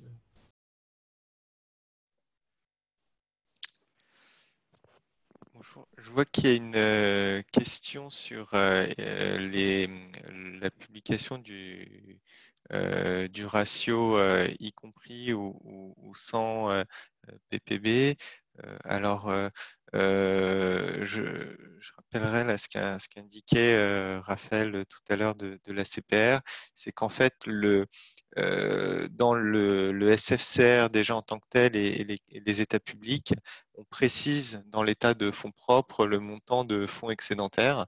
Donc, il est déjà la part des fonds excédentaires dans l'état de fonds propres est déjà publiée et il n'y a pas d'état QRT qui sera modifié suite à cet arrêté. Peut-être, j'en profite pour répondre à une question qui avait été posée sur la frontière des contrats. Donc, en soi, le point avait été initialement prévu pour cette conférence, mais vous le savez sans doute, c'est un sujet qui est discuté aussi au niveau européen et on aimerait bien aboutir à des positions communes à ce niveau-là. Et donc, ce sera probablement à l'ordre du jour de prochaines conférences communes avec l'Institut des actuaires. Ce que je peux vous proposer, c'est qu'on conclue. En fait, s'il y a des questions encore qui restent ouvertes, je vous propose de les transmettre à l'Institut des actuaires, soit à mon attention ou à l'adresse événement@institutdesactuaires.com. Nous les transmettrons à la CPR et ça nous permettra de vous transmettre les réponses. Je vais conclure la réunion. Donc, je voulais, au nom de l'Institut, remercier les équipes de la CPR qui ont participé à l'organisation. Je remercie également les membres des commissions techniques, en particulier la commission prudentielle et la commission IRD qui ont contribué à cet événement. Nous allons, comme l'a dit Émilie plus tôt et Raphaël, mettre en place des rendez-vous plus réguliers pour nos membres avec la CPR pour traiter des thématiques précises dans un format plus court. Et puis enfin, je voudrais remercier toutes et tous qui avaient assisté à ces 2 journées Actuaires Actifs et qui avaient fait de ce premier événement d'ampleur virtuelle pour l'Institut des actuaires une belle réussite. J'espère qu'on pourra se retrouver rapidement physiquement. Merci et à bientôt.